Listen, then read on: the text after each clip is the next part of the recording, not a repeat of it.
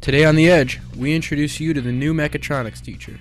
Plus, we take you into agricultural science so you can take a peek at Project Red. New this week on DMA Rates, we take a look at Tay-Tay's new album and how the pop princess came from country to having a pair of $40 million legs. That coming up on The Edge.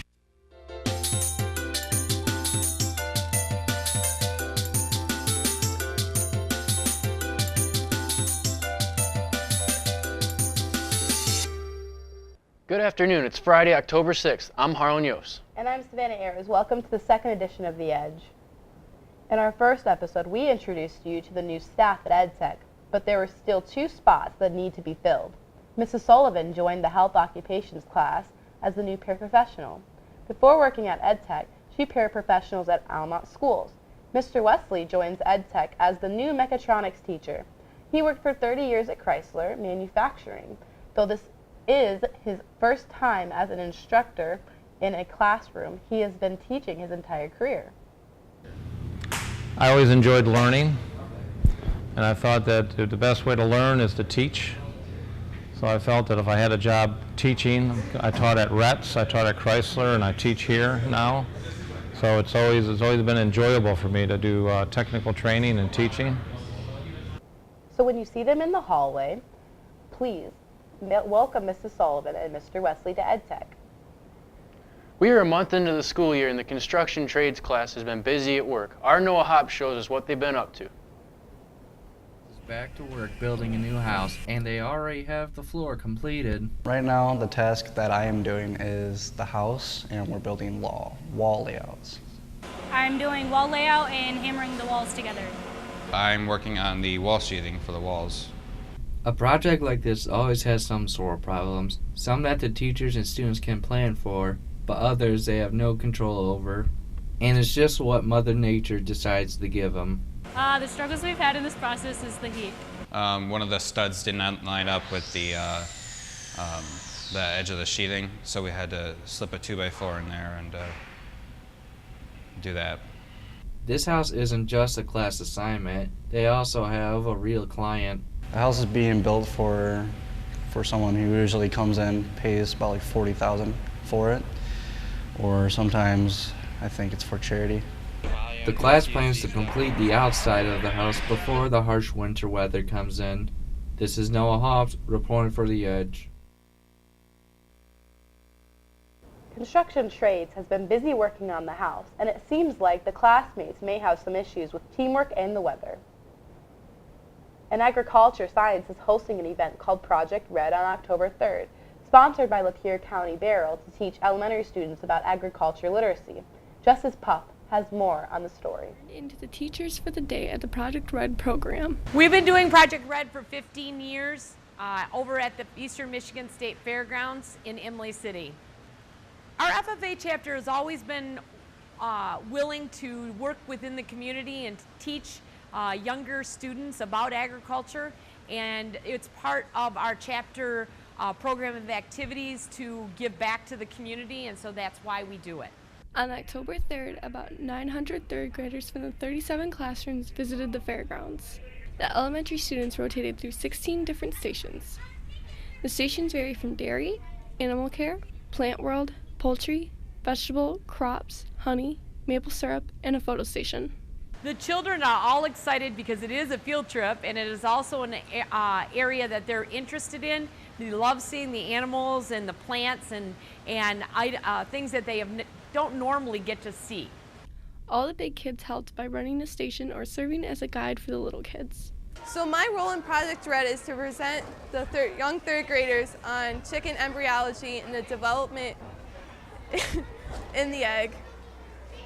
I love teaching young kids. I think often than not, they can be your worst critic, but they are willing to learn. My role during Project Red is here in the animal barn, promoting animals with the kids and teaching them about all the neat stuff. My current duty is with the sheep, but I could teach about pigs, sheep, and cattle mostly. My favorite part of the event is seeing all the little kids coming in, or the third graders coming in to learn, about all the animals and all the agricultures that's really going on in the world. This is Justice Puff reporting for The Edge. EdTech students raise money for victims of Hurricane Irma and Harvey. The health science class organized the school-wide fundraiser. Health sciences raised a whopping $138.94. Culinary came in at a close second, raising of $113. EdTech altogether raised just over $403. Thanks to everyone who participated. Every penny counts. Lapeer EdTech is hosting its second annual Girls Night Out fundraiser. On Thursday, October 5th, Room 146 will transform into a shopping vendor fair. The event is from 4 p.m. until 8 p.m. There will be 32 different vendors.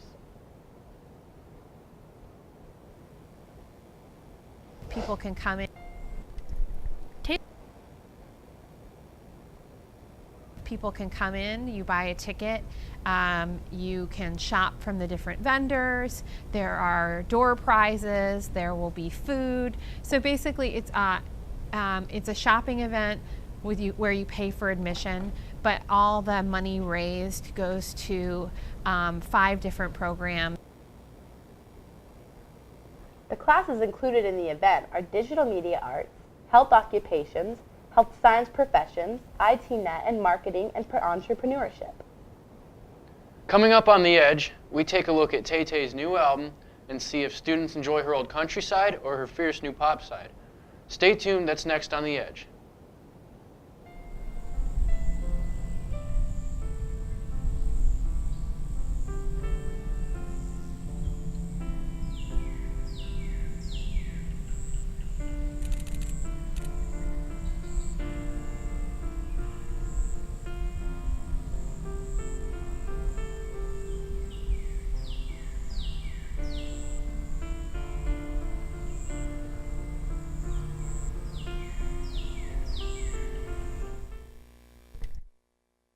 Week, we decided it was a must-see scary movie.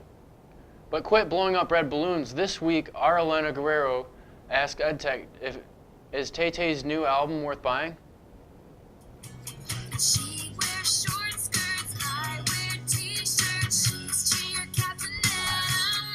Along with me, she's won people's hearts over with her heartwarming ballads and bubblegum pop. Because, you know, it touches your emotions and it just makes you feel like good, I guess. Since then, Taylor has earned a slew of awards, gained endorsements with large brands, and has even had her music featured in kids' films. With all these success, however, there's been a fair share of misfortunes, like when Taylor got cut off by Kanye West while receiving a VMA. Yo, Taylor, I'm really happy for you. I'm gonna let you finish, but Beyonce had one of the best videos of all time. One of the best videos of all time.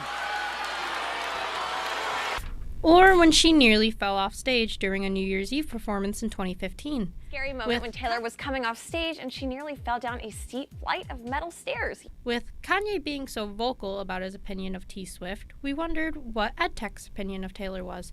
In an informal poll run by DMA Rates, it was a close battle. But Taylor prevails with 52% of students liking her and 48% not liking her. With such a close margin, I wanted to see both sides to the story. While some students thought along the same vein as Kanye, I feel like her music's garbage. Some appealed more to Taylor's sweet side. She's a sweet person. I also wondered if it was Taylor's recent music with Look What You Made Me Do and her album Reputation coming out soon. Look what you made me do.